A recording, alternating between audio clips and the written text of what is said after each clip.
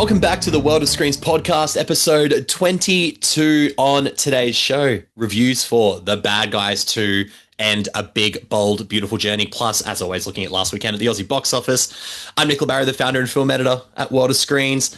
Joined once again, the return. He is back. He has gone on a big, bold, beautiful journey of his own the last few weeks. It's Rotten Tomatoes certified critic man and basically Toronto native at this point, Peter Gray. Hey, Pete, welcome back. Hi, Nick. Thanks for having me. Not that we haven't been chatting for like the last 40 minutes. Like the last hour. But yes, it has been a big, bold, beautiful experience. And it's been a hot second.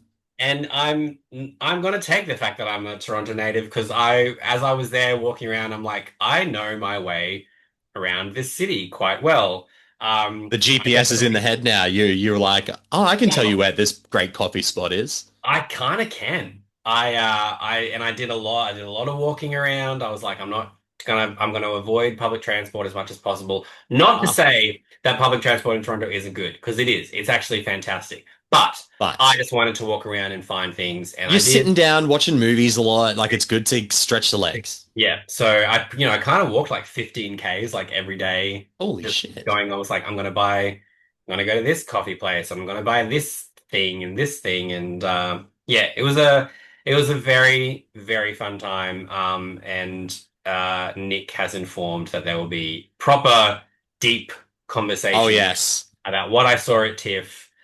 Coming up, but for now, we're just gonna say, what a time it was. What a time it sounded like, and what a time it looked like from my perspective. But yeah, you're right. We will do a massive breakdown. We want to hear about everything you saw. We want to know reactions in the rooms. We want to know your reactions to things, because it was an interest from an outsider's perspective. It was an interesting TIFF. There was some different reactions that maybe we weren't expecting to certain things, different reactions to movies from different festivals. Yeah. So we need a boots on the ground report is what we need. Yeah. And I think we dedicate a whole episode to that. Yep. And it won't just be me talking about how I'm now kind of in love with Samara Weaving as well. I mean, we can dedicate a chunk of it to that. Yeah. My God. Because she's an icon. She's an icon. Australian icon. And now being, this close to her, I'm like, yeah, you're one of the best people alive. So, and if you want to see what I'm talking about, you can go to my Instagram and see the photo that I was like it was an intimate photo, because I was like, oh, we were locked in, and like, was it the Aussie connection? Was she like, thank God? Yeah, I was like, this is why I want to do this carpet, because I want to talk to Samara Weaving, because I just want to be like, Brisbane, Adelaide, how are you? And just best conversation. I said, like, obviously, did you let your co-star know, Carl Gallner, also absolute gent. I was like, did you let Scream King himself? I was like, did you let your co-star in on the fact that we say certain words a lot and it's meant as a compliment? And as soon as I said that, she just I just saw her like go internal and started like laughing, because she was obviously like, well, yeah, I said that to him, and I was like, great. I was like, you're like, I can't say now on the carpet. I can't say that word right now. I can't say that word. Yeah. And then she swore, and I was like, I got Samara Weaving to swear. It was the best thing ever. Really made her feel comfortable. It's very Australian. We like it. And then the handler was like, she needs to talk to other people now. And I was like, oh my God, I'm so sorry. And she was like, oh, like, it was literally just like two Australians just having a yarn. And then I was kind of like, I do need to ask you about your movie. So I did. But no, that was like a fantastic carpet experience. And then it followed up, and they were like, so now that you've done this carpet, you have to stay for the next film. And Willem Dafoe and Corey Hawkins walk out. And I was like, I'll just talk to those guys now. And they're just twisting your arm at this point. Willem Dafoe, oh my God. I was like, he's such a little man. Right. I didn't know that. I didn't expect that. I was not prepared for short Willem Dafoe. Interesting. But I looked lovely though. I looked into his eyes, and I was like, you got the Willem Dafoe face right there. Incredible. But yeah, he's a gent. I have had the chance to talk to him, and he is a gent. He's a gent. But yes, we'll look. All those things we'll talk about it more. But that's a little tease. A little tease for everyone. Yeah, Uh, it was good. But you know what else is not good? what's not good? Bad guys. Ah! And not the movie, just their demeanor. Yeah, just their demeanor. That is me being rusty as fuck on that sort of stuff. Where You know what's not good? Bad guys, bad guys roll the clip. too. They weren't just bad once, they were bad Bad twice. too. Oh, we will be talking bad guys. Before we do get into the reviews, Pete, we got to do housekeeping though. We got to tell people Dude, where they got to go. Well, they know where they are. They're either on Spotify, Apple, or their preferred podcasting platform. And if you are there, download the episodes, follow the show. It helps us get in the algorithm. If you're watching us on YouTube, like the video, subscribe, leave a comment. And while we're subscribing to things, worldofscreens.com emailing list is well and truly live. Our behind the scenes expert, Mr. Josh Barry, also known his voice, sultry tones on the TV version of the podcast, he's created a thing where we just send you one email a week and you get every article that's been posted and you get every giveaway that's on the. He's a genius. He's an absolute genius. We're not flooding your inbox, but we're giving you everything in one little package every look, Friday. if anybody was going to flood my inbox, I wouldn't be mad that it's Josh. No, hey, you know what? He can flood more than my inbox. You know what I'm saying? And I hope that he sees this and he's like, no. He's a little schmitter. He's a little schmitter. He loves schmitten. But waterscreens.com is the only place you can get that flooding of inboxes from Josh Barry. And if you subscribe to there, go to Waterscreens at Instagram. Or at Waterscreens on Instagram, in fact, and you can follow everything we're doing there. All your support's incredibly helpful, and we thank you very much for it. Let's get into the reviews. So we got 2 reviews today. Let's start with the bad guys too, since we're a couple of bad guys ourselves, Pete. Things sure have changed. Not everyone believes it, but the bad guys went good. And we cannot wait for society to welcome us with open arms. Aren't you a notorious criminal? Yes, no, maybe. Sorry, nerves. It hasn't been easy with a reputation like ours. You want to work at a bank? Why not? Some of my best memories are at banks. You robbed us 3 times. Duh. The bad guys are struggling to find trust and acceptance in their newly minted lives as good guys when they are pulled out of retirement and forced to do one last job by an all-female squad of criminals. So it's an animated film. It's a heist action comedy based on the children's book series by Aaron Blabey, who we've both had the pleasure of talking to twice now. Yeah. He's an absolute gem of a human being. Produced by DreamWorks Animation, it's the sequel to The Bad Guys and stars Sam Rockwell, Mark Maron, Awkwafina, Craig Robinson, Anthony Ramos, Zazie Beetz, Alex Borstein, Richard Ayoade, Lily Singh, all reprising roles from the first film. And we're introducing Danielle Brooks, Natasha Lyonne, and Maria Bakalova as the bad girls, I guess, for this one. We both liked The Bad Guys, the first one. I had a good time with it. I really enjoyed it. It was a really nice, I guess, kind of a surprise, Yes. I think sometimes animated movies, you're like, look, it's either gonna be an animated movie where it's very much geared towards kids, and then sometimes you get ones that are like, yeah, we'll pepper in some, we'll do some stuff. Adult Adults, humor. yeah. Bad Guys was very much yes, it's a kids movie, but I was like, this is like Tarantino, but done Tarantino for families, right? with Yeah. families. And it was one that it had humor that hit for younger audiences. It really catered towards older audiences because they were kind of like, look, we know that parents are probably going to sit in these movies and we want them to enjoy something. And then you have people I don't know, I won't necessarily speak for Nick, but I was like, someone like me who is childless and has no intention of having a child. Sorry, world. This isn't going to get procreated. But I still just enjoy animated movies. Totally. Yeah. And absolutely. and so seeing something like The Bad Guys was like, oh, this is a genuinely great action heist comedy. It just happens to be animated and the characters are animals. Yeah. But it's kind of like The Incredibles, where you could make it live action and it would probably be one of the greatest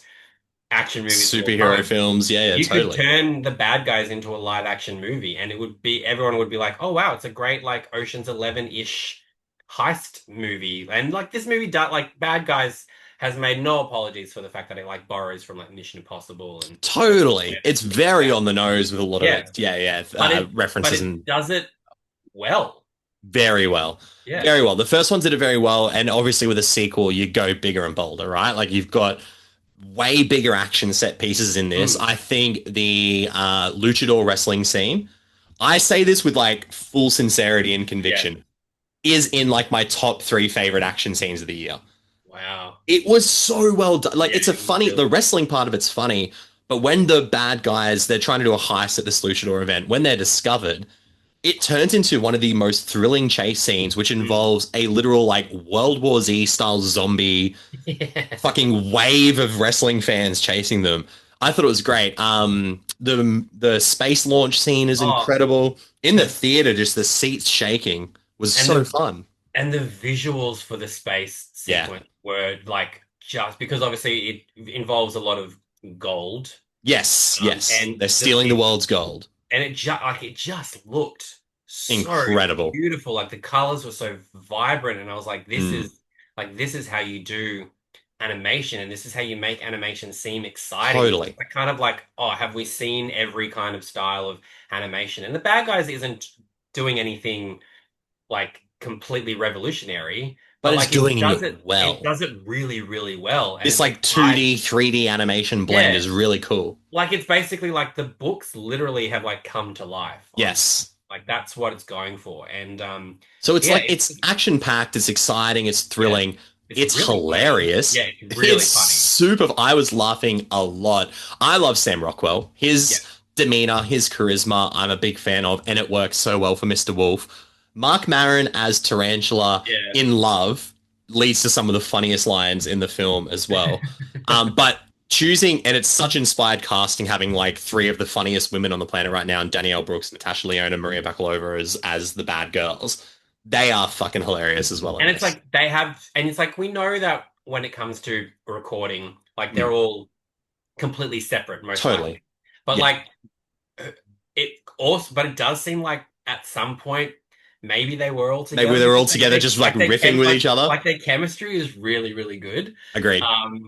I will just quickly say go back to the humor. Yeah, yeah. There's a line about pottery and the Oh, movie yes. Ghost Yeah. that I saw this so we were very fortunate we saw this very early Yes. for an interview with Aaron. And there were 2 media screenings put aside for Yeah, we had to go to separate ones. So yeah, we didn't see it went to together. one, I went to the other. The one that I went to was pretty much just me and one other person. Right. And I had a couple, yeah. I had zero qualms about laughing extremely audibly at that line. Like Yeah. it was just, and I was like, it could be the way that Awkwafina delivers Delivers the it. line. Yeah. But it was just like I kind of just like It's so well floored me done. as to how funny it was, and I was like, Great comedic and I timing. think it's like not what you expect from a movie like this, where you're going, Oh, totally. this isn't a comedy, but it's Very funny. got one of the biggest reactions that I've had. It's funny you mentioned about seeing it. Like this would be so fun in a crowd. So, like I had a couple people with me. We had one of the Universal reps. We had another person who writes for publication. Then there was a radio host who brought their son. And me and the son, like we weren't sitting near each other, but we were laughing the most. And like there's a fantastic fart joke towards the end of this film that the only 2 people who fucking laughed were me and this like 8-year-old kid. And I was like, I get it, dude. I get it. Fart jokes are funny. Fart jokes are funny. And when when they serve, actually, I asked Aaron about it. I was like, what is the key to a good fart joke? Yeah. And he's like, if it serves purpose to the story or serves purpose to what a character needs to do, all bets are off. Like you can do as many. And I was like, that's why it worked. Because it's like, the fart saves the world. Yeah. Although even sometimes if you don't need it, you hear like the like cool. It's fun. Like, do I laugh every time James Woods is shitting on the toilet as the priest in Scary Movie 2? Like, yeah. Does it serve the story? No. And it's James Woods. So Same thing. Not another teen movie. Yes. The battle shit. Battle shits is fucking hilarious. You suck my battle shits. It's farts so are funny. Farts are funny. Yeah. And but we will say, as much as there's fart jokes, there's very sophisticated humor in this movie. Like, that is very true. It's very funny. It's very well written. But they're not above the fact that they're like, we know that we've got to cater to kids, Totally, yeah. and kids think farts are funny. But as you said, the fart literally Saves the world. saves the world. So it's like, hey, two birds, I'm all one. I'm all for it. I, Yeah. I would agree with what you said earlier too, that this, like, as much as it is for kids and families, it is a mature story because it is dealing Oh with a lot of yeah. like more mature themes about purpose. Always, even in the first one, there's a very sort of existential vibe over Mr. Wolf as a character, Hmm. from like his purpose is to be bad, and what if that purpose is taken away from him and he has to be Yeah. good, and what's his life look like from there? And like the whole Mark Maron being in a relationship thing and the way they talk about relationships and stuff, I'm like, a 10-year-old kid is not worrying about this. No. So there's a lot of stuff in there as well that the adults can actually like thematically grab onto, which I do appreciate about this. I don't think Bad Guys 2 is like better than the first one, but it's bigger and it's bolder. And I'm like, okay, so you pulled it off. You made a movie that is like probably just as good, if not like slightly beneath the first one, Hmm. but it's even more exhilarating and it's more exciting and more vibrant. So I'm like, for me, that's a win.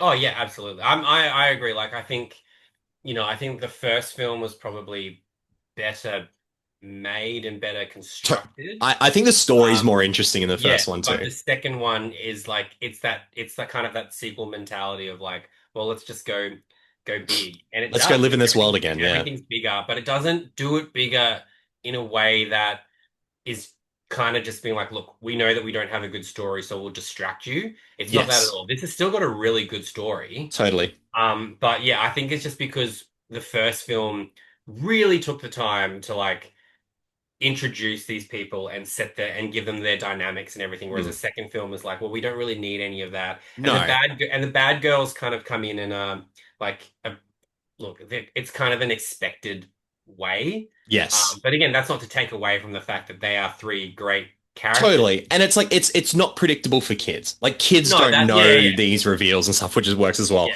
I will say I think this did okay at the box office. I don't think it did amazing, but I will say they do sort of lean into where a Bad Guys 3 could go.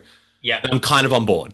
I'm like, I all right, we could have some fun with this. I think it's done enough that a third one is possible. Possible, sure. Um, yeah, I mean, Just take some of that How to Train Your Dragon money. That'll be all right.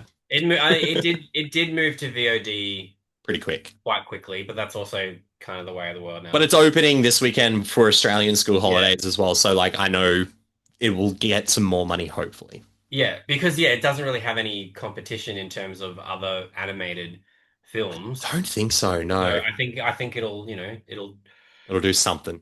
and we'll find out next week. We will find out next week. Well, we will find out next week, Pete. What a great segue. You're not as rusty as you think you are, Pete. What a segue into, as always, the box office, the top five at the Australian box office, supplied by Numero Box Office. I say top five, but Pete, we're starting at number 6 this week. And it's been a couple of weeks since you've checked in with the box office, so It really has. I can tell you Superman, F1, Jurassic World, and Fantastic Four are no longer in the top 10. We got some new movies for you to think about and talk about. Okay, We'll start You at know number what? 6. good. Good. He's like, I was fucking over it. Number 6 is being brought up because it was The Long Walk. Debuted at number 6. Okay. $300,000.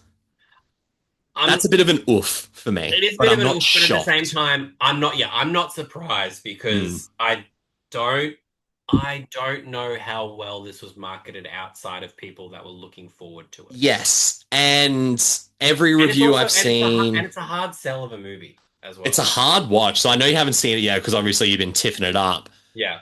We spoke about it. Ash was on the show last week. We spoke about it, and then Josh did the review for World of Screens. And the common thing we all said is that it is a very exhausting film. Yeah. It starts at the beginning of the walk, it ends at the end of the walk, and it is just tense from beginning to end. And you are watching like the premise of being like 50 people are in this game, only one can survive. You're going to grow bonds with these guys, and they're going to get fucking murdered in front of your eyes. Like, that's And a tough ass to sit And through. the thing I heard that kind of, I guess, adds to the like emotional, lining of the film, and it's like and it's made me. This sounds so morbid that it made me more excited for it. No, I But, know what like, you mean, yeah. how they said like when the actors are killed, they're like that was literally last day of their shooting, last yeah. day of shooting. So it's like they actually then remove them from the set. So it's even more about losing someone that you've become close with, and I was like, that's like some mind game shit that I was like, but I'm all for it. And I hopefully will be able to see it. It's far more emotionally investing than you would expect, like especially from Yeah. what the trailer would lead on. Like I think yeah, it's a tough watch, and I'm not shocked, but I wish it did do a little better. But Yeah. I also it's not a movie where we're going to get a sequel to anyway, so we're going to do okay. Does it have rewatch value? Um, Not necessarily. And that's, I think, because once you've seen it and you know what happens, you know what happens, but also just tonally, it was Okay. like, it's like you're just like white knuckle the whole way through. And then Right. you get to the end and you're like, thank God. But then you're also like, the dark cloud of the whole movie Of the just like whole kind thing. of stays above you for a little Yeah. while. So, Okay. but it's really well made though. It's really well Oh directed. no, yeah, yeah. I've heard great things. In the absolute opposite end of the spectrum, at number 5, Naked Gun still bringing in some cash, $300,000 in That's its great. third week. It is the movie that could Pete. It debuted at number 1. Yeah. So you went to TIFF after we did the Eddington Naked Gun episode, and we both were like, maybe Weapons will stay number 1. Naked Gun, number 1 that week. Amazing. It fucking killed. Well done, Naked Gun team. Deserve it. And I think it did just under $1 million last week as well. So we're still making some bank last week as well. So Naked Yay, Guns out yay, there. yay for comedy. Let's get more of it in cinemas. Well, do you think more of it like the number 4 movie, The Roses, which made $700,000 in its second week? Okay, that's good. It did $1 million its first week as well. It's done Wow. very, very well. Because that movie didn't do great in the US. And it's done actually quite okay here. So that make you know what? There you go. I didn't mind it. Put comedies in cinemas for Australians. We like to laugh and have Yeah. fun. Yeah. It was what fine. Did, what It was did fine. yeah? What did you actually think of The Roses? I don't think the structure of the film worked for me because Mhm. I was like, when are we going to start getting into the War of the Roses? Yeah. But I think Benedict Cumberbatch and Olivia Colman, the reasons like I was fully invested from start to finish. I don't think it earns its crazy ending.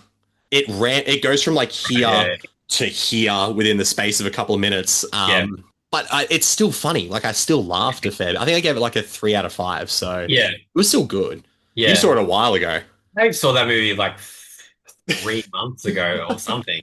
Before it was even a blip on anyone's my radar. version was unfinished. Yes. But no, I'm just like I had a lot of fun with it, but I agree that it did. There was a lot of like them arguing and then forgiving each other. Like they did a Totally. lot of that. It was like Back and forth, back and forth. and you kind of like I kind of want you guys to start like fucking shit up. Yes. But you also so- kind of liked how they were together as well. I think it was just confusing. It was a confusing movie. And I might like one of the big criticisms I found is that you have such an amazing support cast and you don't do much with them as Yes. well. Yes. I did highlight that Kate McKinnon and Andy Samberg were the MVPs of that supporting cast. They're 100%. And it's like I love that, and I love that you can kind of tell that they have such a fucked up relationship as well. Yeah. So that was kind of the one thing that I was like, you've got this great supporting and you're just not really doing much with it. Not much with it, yeah. But and like the War of the Roses is such a dark comedy. Totally. So I do appreciate that they at least weren't doing just like a full like copy remake. They kind of did something different. They did their own thing with it, yeah. Yeah, and I also kind of love that they committed to that ending. I appreciate it. I just don't know if it was like earned. Yeah, but I appreciate the fact that they were just like, no, we're going to end on like a pretty sour note. It's a sour note, and it's kind of like kind of like poetic for it I is. guess, you know? But aside from that, the fact that that is number 4 and 700,000 money is such a telling little thing as to how Australians are reacting to certain things, and we're still going to the cinemas, so it's very, very nice to see. Oh, Pete, we're still going to the cinemas in spades. Number 3, Nick. Downton Abbey, the grand finale. Oh, wow, yeah. $1.7 million pensioner hour going off. This is definitely, I said in the review, I was like, this is one for the fans. You're not going to the third Downton Abbey movie if you are like not already well established in this franchise. It's a bittersweet farewell. This makes sense. Like 1.7, solid debut, all it needed to do. Yeah. The people who've seen it have seen it now. It'll probably drop off pretty quick, I would imagine. Yeah, okay. That's about it. That's all we have to Yeah. say. I mean, it's not one that it was one that I missed. We liked the first two movies though. We saw they them were both fine. together. And like I would have gone to this if I wasn't abroad. doing a million other things. Probably seeing better movies, but anyway. Hey, that's your opinion, Pete. That's It your is opinion. my opinion, and I'm allowed to have my opinion. $1.7 million worth of people would disagree. Coming in at number 2 in its second weekend, Conjuring Last Rites, $2.6 million after an almost $5 million debut. That movie made so much money. So it's so funny because, like, obviously it's like Ed and Lorraine Warren's final film, and everyone's like, it's the final Conjuring film, and I'm like, it's the last Ed and Lorraine Warren film with Patrick Wilson and Vera Farmiga. Yeah. So when we did the review on the show, and I pull up like what I'm going to read about it, it goes the final movie in the first phase of the Conjuring universe. There you go. And I was like, well, here we go. Here's some news for you. So, but it's a behemoth. It's a fucking established horror franchise. Horror is eaten well this year. And look, like, obviously outside of The Conjuring, the films they're not great. They're not great. I'll defend The Nun 2. I'm the same. The Nun 2 surprised the shit out of her. I remember Annabelle Creation. Nick and I seeing The Nun 2, we were like... Oh, that didn't suck fucking shit. The Nun 2... Annabelle Creation I like. Creation, but like... I didn't hate Annabelle Comes Home either. Yeah, I think I was okay on that one. It was okay. The movie is not good. It's dog shit. Apart from the elevator scene. The elevator scene's brilliant, and that's it. And The Nun is... terrible. And then like I know that they can't. Some people say that the Curse of the Weeping Woman is part of it, and some people don't. But that wasn't good either. No. But these movies will just continually make money. No, because it's horror. I think I have a theory that people want to watch horror, but they want to know the horror where they can sort of almost telegraph the scares and what's going to happen to them. Yeah. Because they don't actually want to get too scared. So I don't know if you heard this, and I think I said on the episode, there was at the Last Rites screening. Oh, yeah. There was a lady who, and it wasn't obnoxious, I will say that, but there was moments where she went, oh, fuck no. Like, and that was like, then the audience kind of laughed because it was, but I said this, I was like, maybe I'm just like watched too much horror now. And I was sitting there going like, oh, that's what you found scary. Yeah. I'm like, all the fucking doll did was that. And you went, oh, fuck no. I'm like, there was better scares in the film. So I think people kind of would rather be scared by the devil they know than like a new devil coming out and creep. And that was my issue with The Last Rites. I thought it had nothing original to do with scares and stuff. Like, I actually really didn't like this movie, but that's just, that's just me. That's my opinion. But we will see many more films in this fucking universe for years and decades to come. But which brings us to number 1, and we didn't talk about this on the show, but however, we did do a review at worldofscreens.com. Well, I did, and I got to interview the English voice cast for Demon Slayer Kimetsu no Yaiba Infinity Castle. So this is... Pete, I'm a bit of an anime fan. I don't know if you know that about me. I like Japanese animation. Demon Slayer fucks. Like, it's such a good show. And there's been about 70 episodes that have come out, and this is the final arc of the manga, and they're doing it in 3 films. They're covering the final bit of the Demon Slayer story across 3 movies. This is the first of 3. It's 2.5 hours long. It is incredible. The animation is phenomenal. It's super emotional, which is weird to say when it's a movie where like 90% of it is Demon Slayers killing high-ranked demons in a castle that is like playing tricks on their mind. But $4 million. This was a global sensation. I think it was the number 1 movie worldwide, as far if I recall correctly from. I feel like I read somewhere that this is made like just a behemoth amount. Here we go. Made $84 million in the US.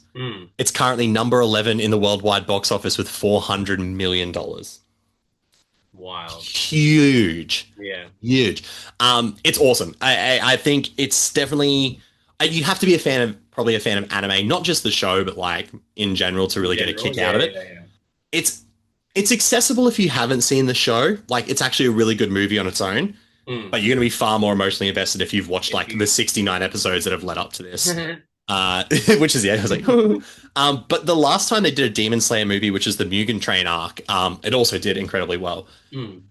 I spoke to our lovely Sony rep here in Queensland, Karen, because we were talking about doing the interviews for this and stuff. And she was like, Sony and Crunchyroll are dedicated to more anime releases in cinemas in Australia for the next year, Nice. to the point where we still have two more coming out this year, which are both going to be like, which are movies that are going to be continuations of shows, but also the compilation sort of ones, Yeah. because they're making fucking $4 million at the Australian box office. Wild. Great, incredible. I'd love to see more of it. Really respectful crowd for our screening as well. It's good. Clapped at the right parts, cheered at the right parts. That's what we like. Yeah. Especially when it's 2.5 hours long, and you get Yeah. you get the Gen X's in there, or the Gen Z's in there, whatever ones are on their phone. A lot boomers, I guess. I don't know. They're all on their phones these days. These fuckers. But no, it was a really great time. So deserve it to be number one. But it'll be very interesting with The Bad Guys 2 and our next film to see how that box office looks next week. Yeah. Intrigued is the word, but thank you to Numero for supplying those numbers. Australian box office top 5 for another week done. Let's get into our next review, the final review of the show, Yeah, let's. which is a big, bold, beautiful journey. I might make a little detour. I'm a big fan of scenic routes. Me too. Why are you single? I suppose I haven't met the right one yet. What about you? I'm meant to be alone. You really believe that? I don't wanna go, think I'll make it worse. What is that? Maybe we should go through it. Two strangers who meet at a mutual friend's wedding have the chance to relive important moments from their pasts, illuminating the path that led them to the present and gaining the opportunity to change their futures. So this is a romantic fantasy film directed by Kogonada. It is written by Seth Rice, potentially, and stars Margot Robbie, Colin Farrell, Kevin Kline, and Phoebe Waller-Bridge. Kogonada directed After Yang a few years ago. Incredible. Amazing movie. Amazing. One of the best dance sequences to open a film as well of all time. Yeah. And worked with Colin Farrell. So this is them reuniting for another movie. Yeah. Margot Robbie, Mm-hmm. she's barely selecting bad projects to do. Yeah. She seems to know what this she's is doing. First post Barbie movie. But then this movie kind of, in a way, came out of nowhere. It was announced, and then we were like, oh, okay, you've got Kogonada, you've got Margot Robbie, Colin Farrell. Maybe it'll play at a festival. Maybe. Didn't play at a festival. It did not. Releasing globally on the same day. The embargo was the day of our screening. Mm-hmm. A screening I did not go to. I will preface by saying I did not go see this movie. So Pete's going to be giving us his thoughts on this one. Yeah. Review embargo drops, and it is abysmal, to say the least. Yeah. Pete still went along. Pete was a stronger soldier than I. Off the plane, I was like, I had a tough day at work and I wanted to sleep. And then Pete's like, I just fucking got back from TIFF and I'm going to watch Margot Robbie and Colin Farrell. Talk to us from that point. You're in the theater. A Big, Bold, Beautiful Journey starts playing. An hour 45 goes by. It feels like 4 hours. What happens from that point on, Pete? So obviously going like prior to the embargo dropping, Right. this was one of those movies where like, you know, I'd heard about it and I was like, okay, Kokonaga, it'll be, seeing the trailer, I was like, this is going to be one of those movies that, yes, it's going to be exaggerated. It'll live in that sort of fantastical realism space. So like, I'm not expecting it to be necessarily like, not necessarily linear, but like, I'm not expecting it to be a sort of straightforward Sure. A to Z sort of movie. Sort of leaning into that fantasy element of it a bit more. And that- I that just way, go, yeah. having seen After Yang, I'm like, this, you know, that makes sense. That's an incredible movie, by the way. If you haven't seen After Yang, it is Like, yeah. phenomenal. And you know, yeah, like Colin Farrell, Margot Robbie, these sort of two people that are like at a point in their careers where they're choosing very specific projects. Mhm. The trailer came out and I was like, this is either going to be one of those like amazing, life-affirming, beautiful sort of movies, or it could just completely miss the mark. and sadly, it really missed the mark for me. Kind of from the very beginning, when Colin Farrell's character starts talking to his dad on the phone, the dad's dialogue is just so unnatural, and I was like, Interesting. "Fuck, okay, this is just not even an important line of dialogue, and it just doesn't sound It's just not the working. way Yeah. people talk, and it just didn't get any better from there." And like, I've heard a lot of people say that like the chemistry between Colin and Margot wasn't there, and I think they played well off of each other, but I kind of don't believe the romance aspect. Right. They feel like two people that really like each other or just really, really good friends and can kind of rip on each other. And then when you have like a movie that is centered on a romance A aspect of romance, it. yeah. Yeah, okay. And you know, like her character, like when they meet at the wedding, again, like the first line of the first kind of conversation they have is so just far removed from what anybody would say. Like she's immediately saying how like, oh, I'm gonna hurt you if you get close to me, and you're just like, you guys have just fucking met. Like, Yeah, who's it's up? just like, hi, my name is, first of all. And she sort of throughout the movie, she sort of says like, I'm not a good person to be with. Like, you know, like I've cheated on all of my partners, Jesus. even when I'm, you know, so in love with them and they're so in love with me and I know that they're a good person, she's like, I just can't help myself. So she's kind of setting herself up to not be the greatest person to be with. So it's kind of Sure. like, why should we care? Then that Yeah, you've what kind of what makes you yeah. kind of admitted how awful you are, and yet he's like, oh, but I don't believe like it's just I don't none of it felt like what was the point of this? Like them going Right. through all of their little stages of like he goes back to his high school, she visits her mother. Like, yes, I guess that they were moments that they regret or were so formative to them, but like they revisit them and it's like they don't it's not like they change their past or anything. It's just they view it from an outside perspective and Okay. I don't know, like it does to me it didn't feel like it moved them in a direction any different from where they would have gone Right. regardless. Like, I don't know. I just felt like this just didn't have any emotional weight. Like, I just didn't really care. Didn't yeah. And then there's this whole like the GP. Like, it's the most unsubtle movie. Like Okay. the metaphors are just like, okay, just bash me over the fucking head with it. And then Kevin Kline and Phoebe Waller-Bridge are like, they own this car rental service and they're the people that give them the car that drives them on their journey with a very specific GPS system. And Right. Phoebe Waller-Bridge is going for this weird German accent and she swears a lot and it's like that made people laugh, but I'm like, Like we don't swearing's need not a joke though. that's it. We don't need humor that's purely reliant on someone going, she's like, fuck yeah, David. Like, and it's like, it just It doesn't work. didn't work. And then I was like, how is Phoebe Waller-Bridge like this bad as well?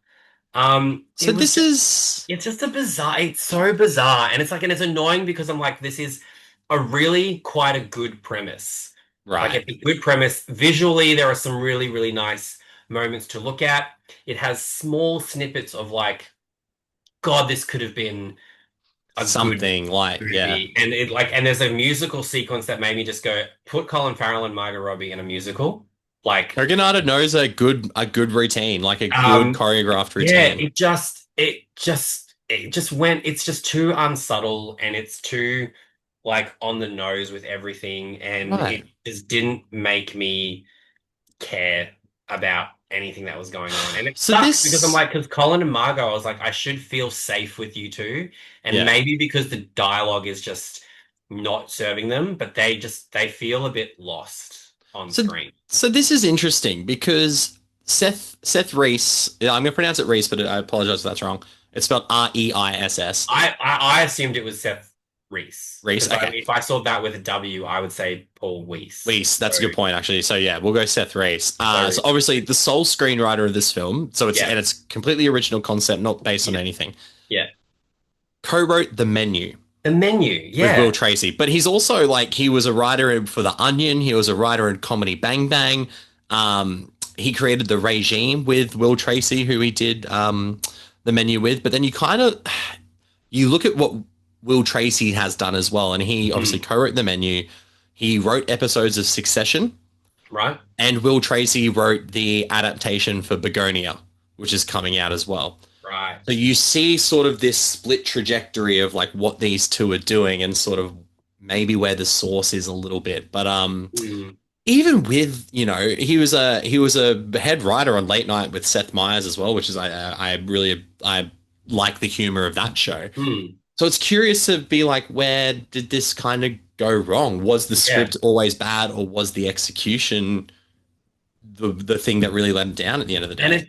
And it's just disappointing because I'm like, as I said, like we should feel really comfortable with all of the talent in this movie. And again, it's just it's the kind of premise that it really could have been something beautiful. And look, and I know that we've spoken about how like, yeah, we like when people take big swings. And like Totally. Yeah. and I appreciate the fact that this is original and this is ambitious and he has taken a big big bold swing. But like like, okay, it didn't hit, and that sucks. Yeah. But also, I would also say, okay, but I still want people to take big risks as a filmmaker. Yeah, we've said it on this show. We've said it to each Yeah. other. We say it all the time. Like, if a filmmaker takes, if 10 filmmakers take bold swings and like only half of them hit, we get 5 great movies and 5 where we can see the potential for something great. That's the thing, that you can see the potential here. And okay, it didn't land specifically for me, and it didn't land for a lot of other people in the audience. Yeah. And I fear what the box office is gonna look like. But Yes. like, it's still a movie that even if you hate it or don't like it, you still have a bloody great conversation about it. It's unlike anything else you've it really watching is. lately. Like, there's nothing like this in the cinemas. Like, I'll give it that. And you know what? A lot of people will probably go see it because it's Colin and Margot. And if this lands for you and if it's beautiful for you and it makes you think, then amazing. Yeah. But it just wasn't. I couldn't get over just so much of its flaws and how its fantasticalness just didn't translate to something that I could feel. If that there's like it has this like lacks some authenticity that you can really like grab onto, and like sincerity and things like that. It feels very emotionally manipulative. Okay. And it was just one of those things where, like Colin Farrell wants to sort of talk some sense into his 15-year-old self, and Margot Robbie wants to go back and like talk to her mum because she always sort of looked after herself before looking after her mum. And it's just, there were moments where you just go, this could be so life affirming and this could be so beautiful and amazing and like really make you think about decisions that you've made and where that leads you. But it just didn't really lead. It doesn't lead to anything. Can I make a comparison? I don't know if anyone else has done this, and I might be off here, but that just sounds a lot like About Time to me. It kind of is About Time, because it's obviously in About Time. It's a bit more concentrated, and he was able to like, if in About Time, if he sort of said something or did something, it would change the trajectory. It would change the trajectory. Whereas this, like Colin Farrell's character talking to his 15-year-old self and Margot Robbie talking to her mum, when they come back into their present, it hasn't Nothing's changed the relationships. It's more for them being able to like say, I got to say the thing that I didn't get to say, and that's great. Right. It doesn't change where they are, and it's like, totally okay, so you just got to say the thing that everything that's happened is inconsequential. Basically, except for the fact that maybe Dave changed, but maybe really not. And then naturally it's kind of like, I know that you've said how awful you are, but I want to give us a chance. And it's like, great. So, but you didn't need to go on this, journey for that, because from the get-go, he's pretty much like, I want to be with you. And she's like, no, you don't. So it's I'm troubled. Yeah. And it's like, all right. Okay.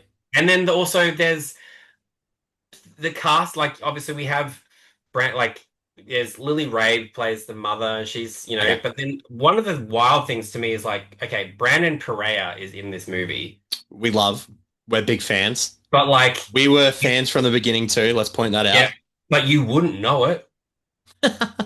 Like he Would you just literally, say he walked into the film and then went, nope, and then like, walked out? to me, it feels like maybe there was a scene with his character because you see him on screen and he's on a side profile, and then he literally has one line and that's it. Do you know what? Sony's looking after him because he just got cast as the male In- lead in an Insidious movie. So Insidious. Sony's looking after him. He'll be And right. I'm all for it because yeah, we in Nope, we were like, this kid is amazing. Still one of my favorite interviews I've ever done was with him. And he's in Melbourne at the moment for something. Interesting. I don't know. I'm guessing it's a film. Brandon, hit us up.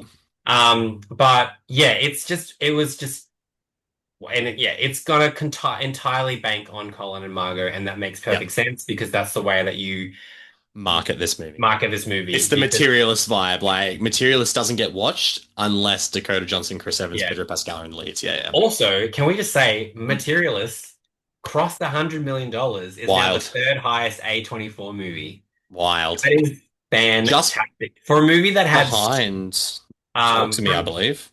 No, I think it's above Talk to Me. Is it above Talk to Me now? Yeah, it's behind Everything Everywhere All at Once and Fucking, I'm Something just else. getting it up now. I think Talk to Me is like number 4.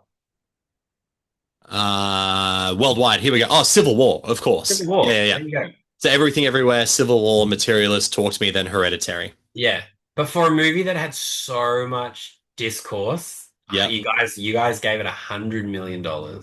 Yeah.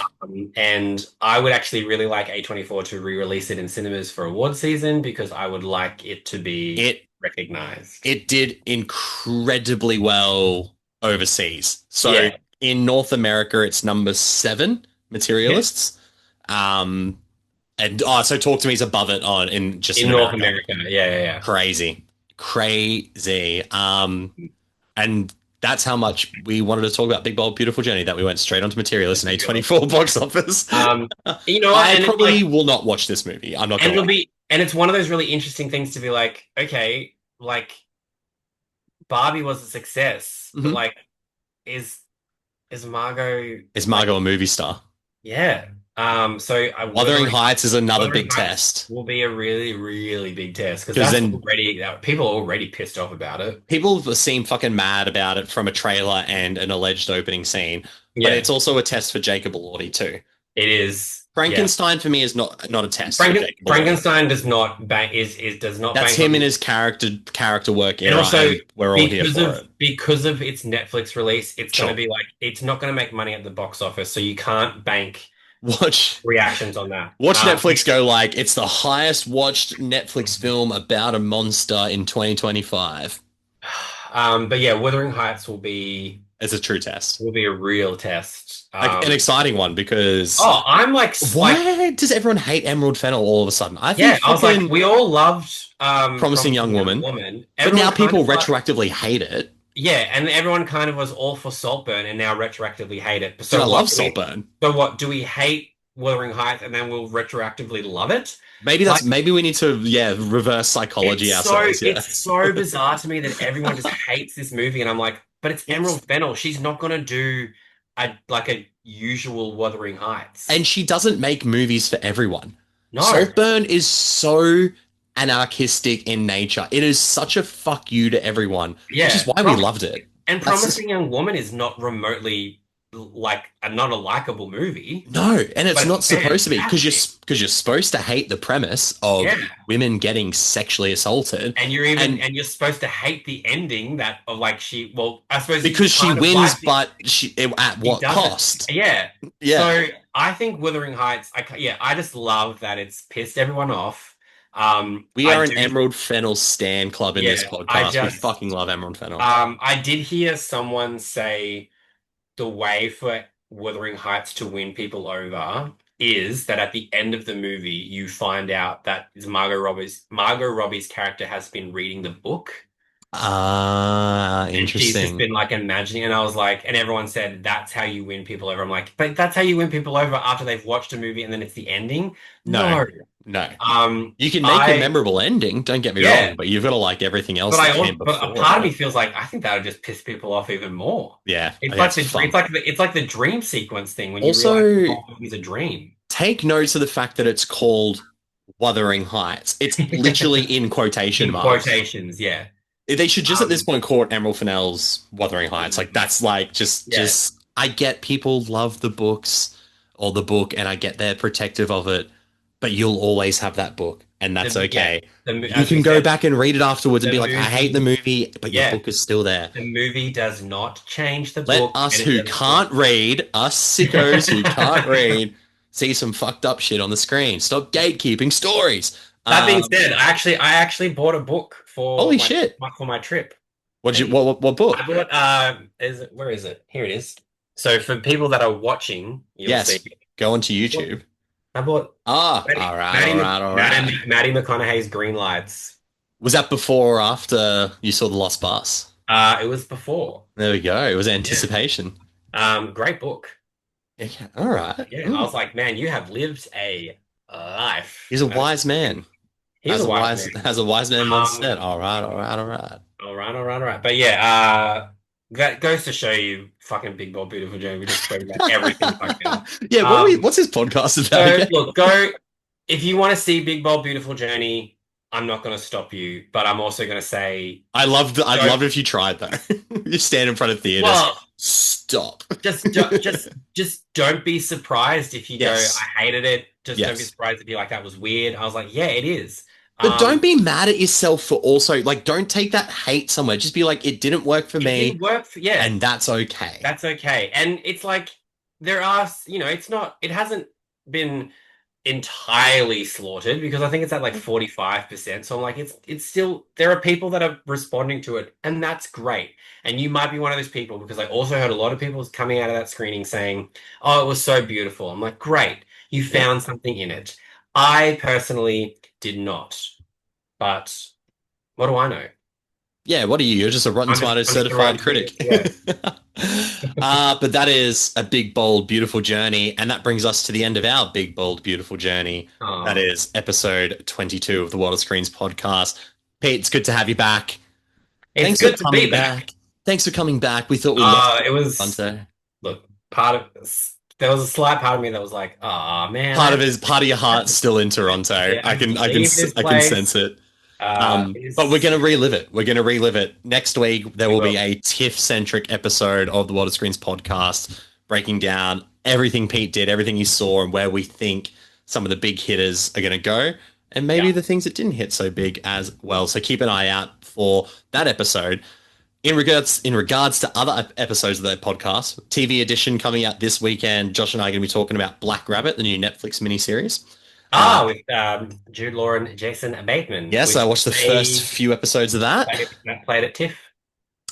Interesting. Yeah. I can see why. I've seen the first 3 episodes, and I can that would play to a TIFF crowd. I can see why.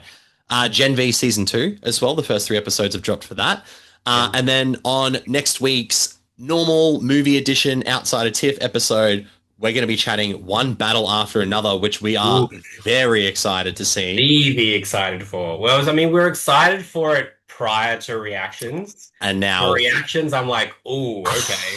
This is this could be this. there has just been a consensus about this film. This and is how like good it is. everyone. This is like masterpiece sort of stuff. I'm like, My you know what? heart's And- fluttering. I'm so and also, excited. you're just like, it's Paul Thomas Anderson. Like, we shouldn't have doubted. It's PTA, baby. But it's good to know that we'll be going into a screening that's potentially like amazing. I'm so excited. I should have said that one second because then we're also talking about The Strangers Chapter 2. Oh fuck. Okay. Yeah. Look, I'm gonna go into Strangers Chapter 2 cautiously optimistic. So am I. Even though the first one I was like, this did nothing. I didn't like the first one. But I feel like the second one is like, because it's not going to base itself on Pray at Night, No. the Stranger Secret, Which I is think's such underrated. such a banger movie. Great pool scene. The pool sequence with Lewis Pullman. We keep forgetting Lewis Pullman is in that movie. So I'm excited to see like, okay, where this can kind of go, because now that it's not based on anything. Anything. What are they going to do? Where are they going to go? So let's hope and pray. And you've just reminded me that that movie is coming out, which is something then I'll go, great, that's what I need to do next Thursday. That's right. I reminded myself when I put it in the notes yesterday. I was like, oh fuck, I got to go see that as well. Go see that next Thursday. But it definitely will be a one battle after another centric episode, and maybe throwing this out there, maybe we'll rank PTA films. Ooh. Maybe we'll do our ranking of, because this is his 10th film. So now I've got to look back and go, PTA movies, which ones did I like? Oh, that'll be so. Oh, you know what? Very interesting. There is one movie that everyone loves that I did not like at all. Tune in next week if you want to find out what that is. Mm. In the meantime, though, head to worldofscreens.com. All the latest film, TV reviews, award expert articles, hot takes, giveaways, everything is there. Podcast episodes with me and Peter Gray are there as well. Thank you all for listening, and we'll see you in the next episode of the World of Screens podcast. Goodbye.